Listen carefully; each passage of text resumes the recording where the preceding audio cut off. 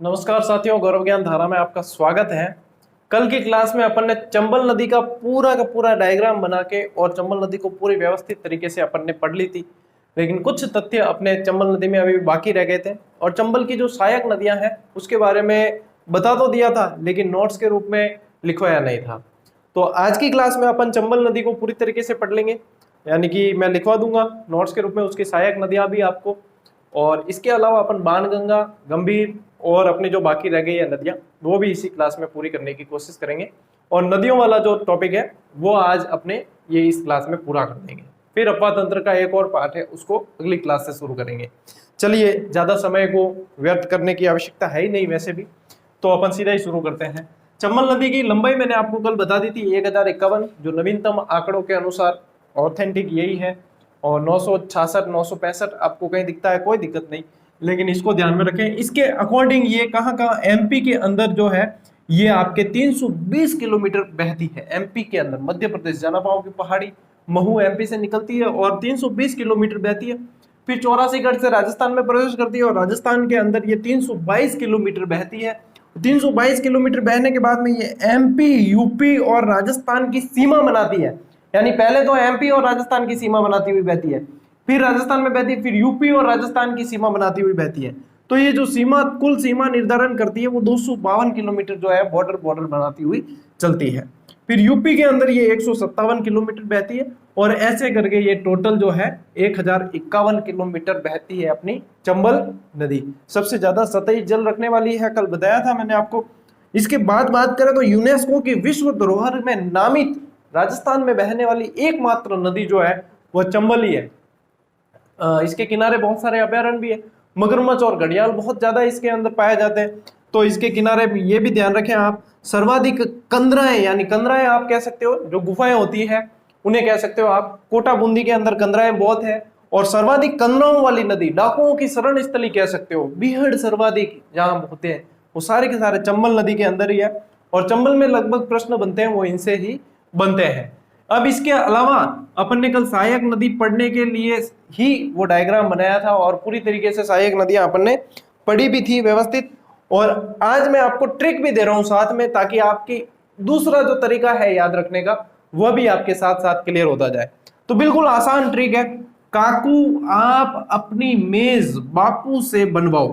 काकू आप अपनी मेज बापू से बनवाओ। बिल्कुल आसान है और इसमें मुख्य मुख्य सहायक नदियां आ जाएगी।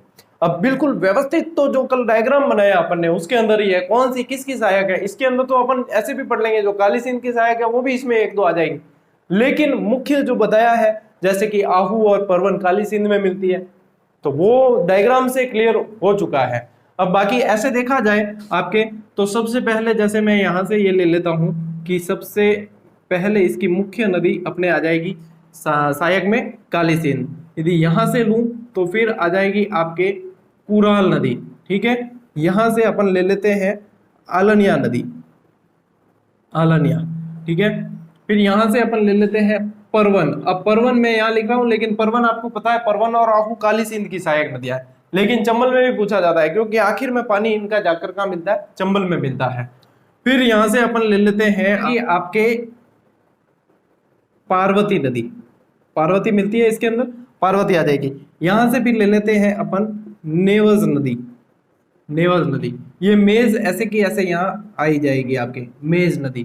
फिर यहां से ले लेते हैं अपन बामनी नदी, बामनी नदी। ठीक है, इसको छोड़ देते हैं एक बार और यहां से आ जाएगी आपके सीन नदी, सीन आ जाएगी। और ये यहां से आ जाएगी बनास, जो मुख्य नदी है इसकी बनास नदी। इस तरीके से आपको मुख्य मुख्य तो फिर भी इसमें ट्रिक में आ जाएगी, लेकिन मेन जो है वो डायग्राम जैसे याद करोगे वैसे आपके वो आ जाएगी। 2-4 बार बनाओगे ना डायग्राम तो वैसे भी याद हो जाएगा। और मुख्य मुख्य ये आ चुकी है आपके, इस तरीके से भी आप याद कर सकते हो। नदियों से जो प्रश्न बनते हैं साथियों वो आपके या तो बनेंगे उद्गम, या वो राजस्थान में कहां से प्रवेश कर रही है, या उसके अंदर कौन सी नदी कहां मिल रही है, या फिर जो प्रश्न ज्यादा से ज्यादा, सबसे ज्यादा जो प्रश्न बनते हैं वो सहायक नदियों से बनते हैं कि इसमें से कौन सी सहायक नदी है या इसमें से कौन सी सहायक नदी नहीं है। तो नदियों में हमेशा ये चीज जरूर ध्यान रखें कि आपको सहायक नदी बहुत अच्छी तरीके से ध्यान होनी चाहिए कि कौन सी किसकी सहायक नदी है। यदि इतना भी याद है तो नदी के अंदर मान लो कि आपने 60% काम कर लिया, यदि आपको सहायक नदियां सभी की याद है। और ज्यादातर पुराने पेपर उठा के देख लेना, चाहे आरएस का देखो, चाहे सेकंड ग्रेड, चाहे फर्स्ट ग्रेड, कोई भी देख लो, तो उसके अंदर सभी के अंदर आप देखोगे कि ज्यादातर प्रश्न जो पूछे हैं वो सहायक नदियों से पूछे जाते हैं प्रश्न। तो इन चीजों को विशेष ध्यान रखें, एक बार इन्हें नोट कर लो, उसके बाद में अपन आगे बढ़ते हैं।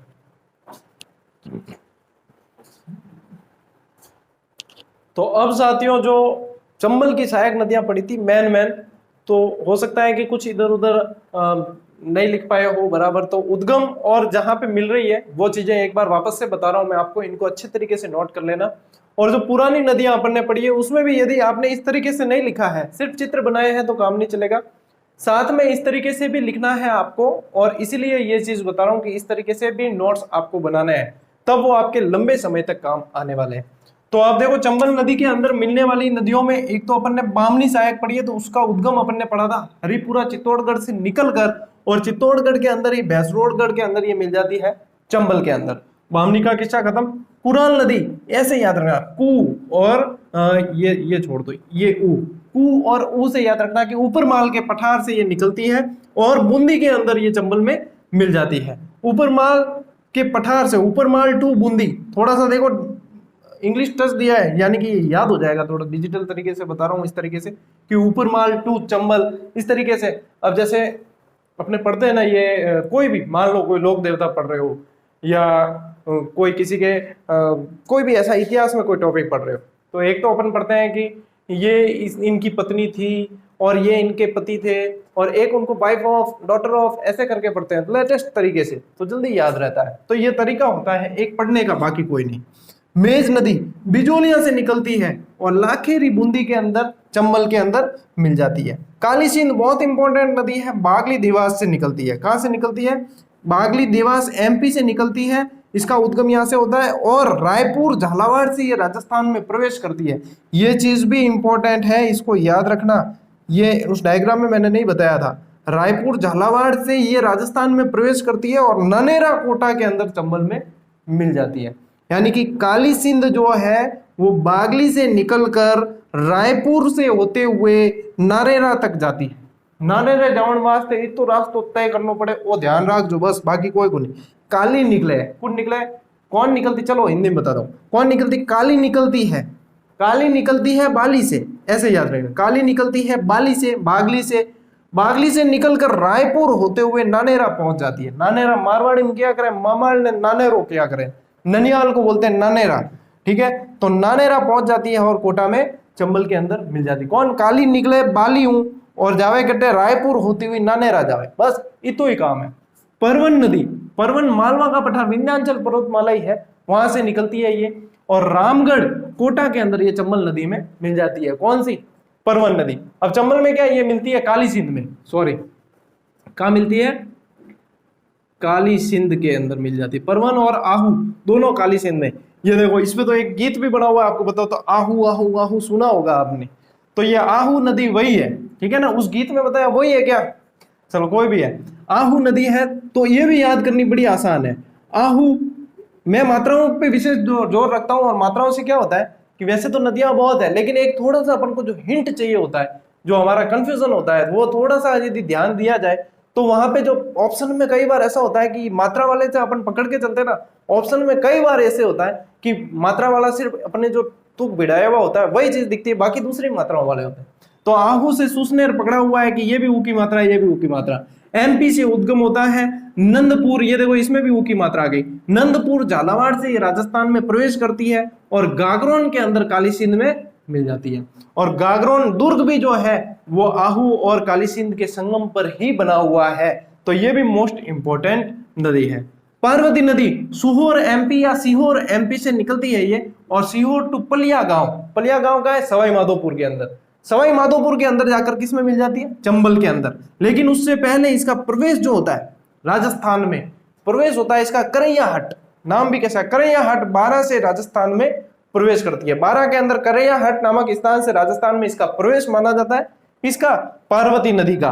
और उसके बाद में ये पलिया गांव सवाई माधोपुर के अंदर जाकर चंबल के अंदर मिल जाती है। कुल्लू नदी सर्पिलाकार आकार में बहती है, हालांकि बनास नदी है ना वो भी टोंक में सर्पिलाकार आकार में बहती है। लेकिन इसकी खासियत यह है कि ये 2 बार राजस्थान में और 2 बार एमपी में बहती है। तो सर्पिलाकार बहती है तो फिर क्या है कि वो बॉर्डर क्रॉस करती है ऐसे ऐसे बार बार, एक बार इधर जाती है, एक बार इधर, एक बार इधर, एक बार इधर। तो ये इस तरीके से 2 बार राजस्थान 2 बार एमपी में बहने वाली नदी है। और ये गुना एमपी से करौली, करौली के अंदर ये मिल जाती है, चंबल के अंदर। बाकी अपन ने बनास व्यवस्थित पड़ी है, सीन नदी उसके साथ में त्रिवेणी बनाती है, और बाकी छोटी छोटी नदियां जो डायग्राम में अपन ने पढ़ी है। मुख्य मुख्य नदियां जो थी, जो आपके इसमें पूछी जाती है सहायक नदियों के अंदर, और जहां तक मुझे लगता है कि यदि इनके उद्गम, वैसे तो बहुत कम पूछे जाते हैं, यदि पूछ लिया जाए तो इनके लगभग पूछे जाते हैं। बाकी आपको डायग्राम में तो व्यवस्थित बताया ही है। तो जो विद्यार्थी यदि सीधी ही ये क्लास देख रहे हैं तो उनके लिए इससे पहले वाली 18 नंबर जो क्लास थी अपनी, वो देखनी जरूरी है। और उससे भी पहले जो है जितनी जितनी नंबर पीछे जाते जाओगे, यानी कि सीधे ये क्लास देख रहे हो तो अपने जो जीके स्टार्ट किया वो 1 नंबर क्लास से और सिलेबस के अनुसार व्यवस्थित रूप से चल रहे हैं, तो क्रमशः देखते हुए आओगे तो ज्यादा बेटर रहेगा और अच्छे से नोट्स बन पाएंगे और व्यवस्थित तरीके से तैयारी हो पाएगी। बाकी अपने जैसे अभी चल रहे हैं वैसे ही आगे ऐसे ही क्रमशः सिलेबस के अनुसार चलेंगे। तो एक बार इन्हें नोट कर लो और उसके बाद में अपन आगे बढ़ते हैं।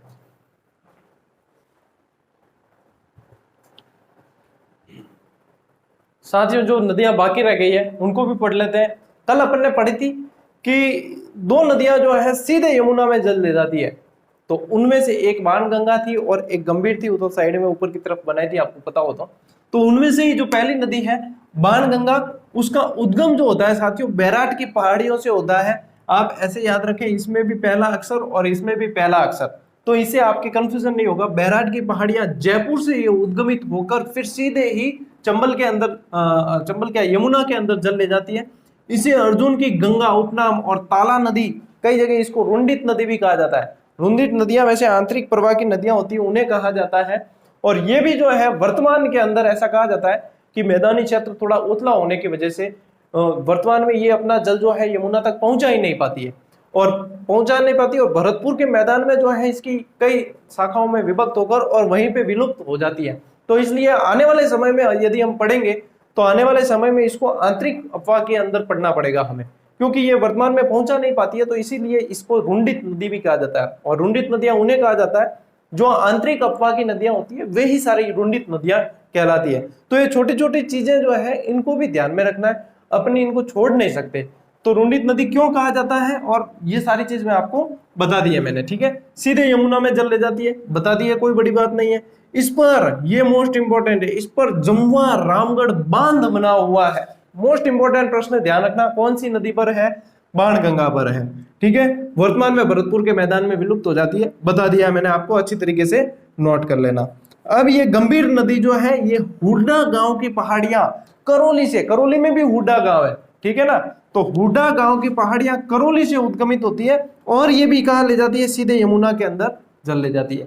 प्रश्न की लैंग्वेज कैसे भी आए, उत्तर करना अपन को आना चाहिए। तो ये सारी लैंग्वेज जो प्रश्न की बनती है उसी अकॉर्डिंग मैं आपको क्लासेस दे रहा हूं और उसी अकॉर्डिंग सारी की सारी चीजें बता रहा हूं। अब जो क्लास साथियों आगे जो प्रश्न बनते हैं वो आपके अपवाह तंत्र के अंदर, देखो अपवाह से संबंधित जो भी चीजें हैं वो सारी सारी बनेगी। तो प्रश्न जो है यहां से भी बनता है, जलप्रपात से भी बनता है। जलप्रपात क्या होते हैं? एक तरह के झरने होते हैं, सीधी सी बात है। कोई ज्यादा इतना मतलब प्रपात कह दिया तो क्या बड़ी बात, इतनी कोई बड़ी बात नहीं है। प्रपात यानी झरने हैं, और कौन कौन सी नदी पर बने हुए हैं ये ध्यान रखना है और किस जगह है। नॉर्मल सी बात है, ज्यादा लोड लेकर नहीं पढ़ना, आराम से हंसते खेलते पढ़ो और व्यवस्थित तरीके से याद करो उन्हें और फिर आगे बढ़ो, यही तरीका होता है। और फिर आगे जैसे जैसे स्ट्रेटेजी आपको जैसे बतानी होगी वैसे मैं समय समय पर आपको बताता रहूंगा। सबसे ऊंचा जलप्रपात राजस्थान का, लगभग 18 मीटर ऊंचा है ये, और ये चुलिया जलप्रपात चंबल नदी पर ही है। च से च ध्यान रखना। और भैंसरोडगढ़ के अंदर ये है, भैंसरोडगढ़ का है चित्तौड़ के अंदर। मेणाल जलप्रपात मेणाल नदी पर ही है, कोई दिक्कत नहीं है। और मेणाल भीलवाड़ा अपन ने इतनी बार पढ़ा है, याद हो जाएगी आराम से। भीमतल जलप्रपात मांगली नदी पर, कल बताया था डायग्राम के अंदर, मांगली नदी पर भीमतल जलप्रपात है। कहाँ है? बूंदी के अंदर है। अरना झरना ये नहीं बताया था क्योंकि ये शुष्क जलप्रपात है, किसी नदी पर नहीं है, और ये जोधपुर में, इसका तो स्थान ही याद रखना आपको। अरना झरना कहाँ है? झरना जोधपुर, ठीक है। अरना झरना जोधपुर के अंदर है। दीर जलप्रपात कुकुंद नदी, जब आपको आंतरिक अपवाह की पढ़ाई थी उसमें बताया था ये कि दीर जलप्रपात इसमें भरतपुर पर बना हुआ है। ये मुख्य मुख्य जलप्रपात है। तो राजस्थान का सबसे ऊंचा और सबसे मोस्ट इंपोर्टेंट जलप्रपात यही है। भारत का पूछते तो महात्मा गांधी वाला वो है जो गरसपा जो कहते हैं। वैसे भारत के मैं सारे के सारे आपको हुंड्रू वगैरह सब बताऊंगा जब अपन भारत की ज्योग्राफी पढ़ेंगे, तो ऐसे के ऐसे व्यवस्थित चीजें बताऊंगा सारी की सारी।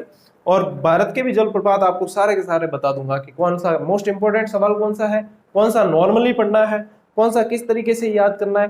ये सारी चीजें जो है अपन एग्जाम में क्वेश्चन मेकिंग पैटर्न कैसे होता है उसी तरीके से चल रहे हैं। और हमारा जो टेस्ट सीरीज का काम है वो भी उसी तरीके चल रहा है।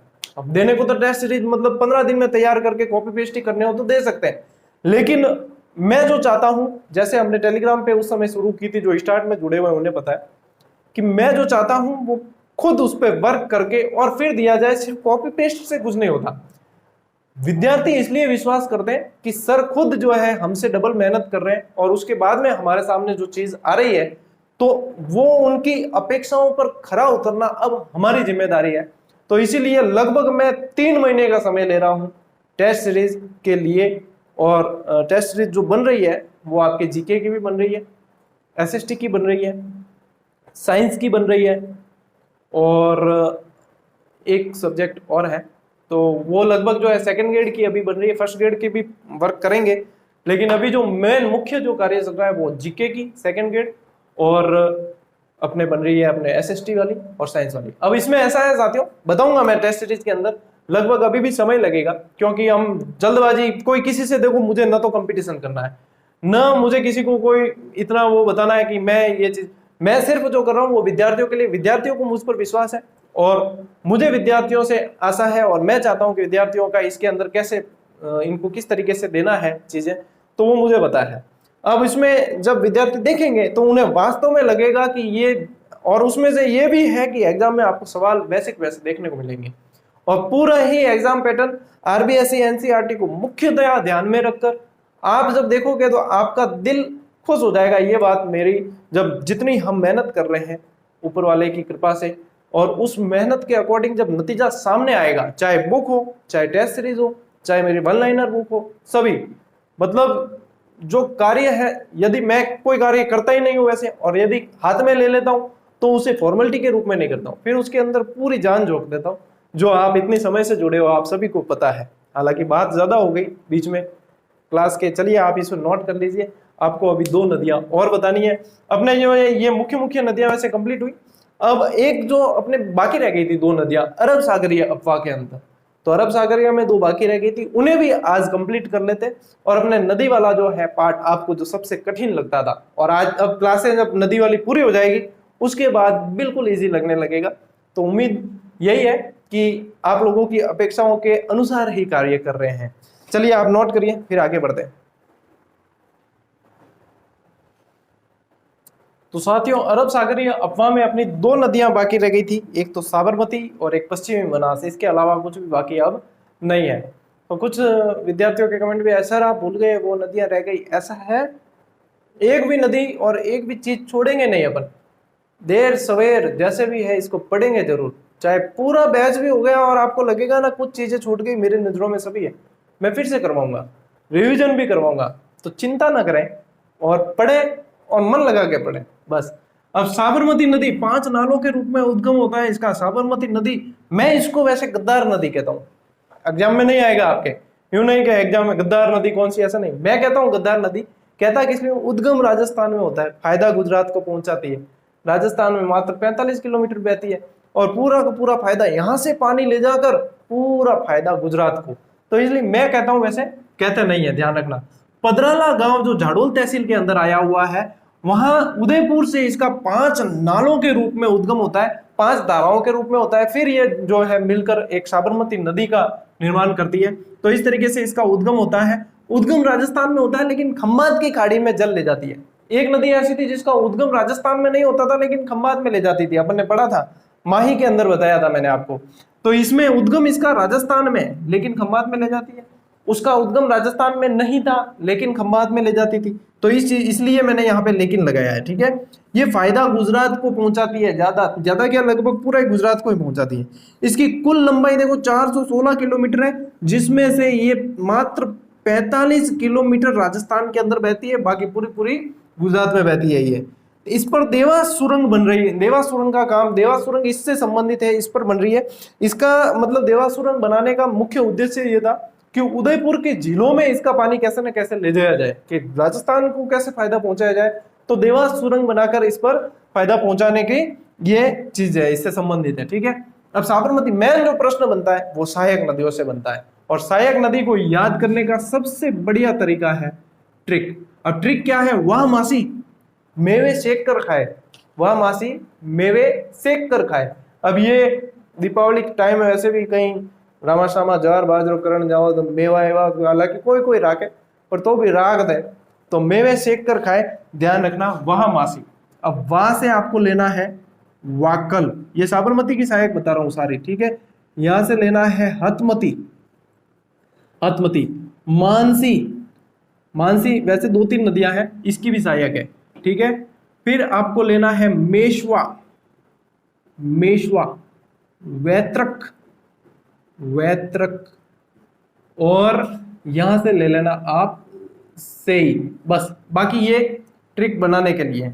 तो वाकल, हतमती, मानसी, मेशवा, वैत्रक और सेई, ये सारी की सारी किसकी सहायक नदियां हैं? साबरमती की। वह मासी मेवे सेक कर खाए, बिल्कुल आसान तरीका है। और यहाँ पे अपनी साबरमती की हो गई है पूरी।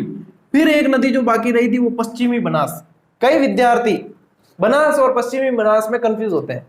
बनास जो है वो चंबल की सहायक नदी है, मुख्यतया वो ले जाती है बंगाल की खाड़ी में जल, ये अरब सागरीय अपवाह तंत्र की है।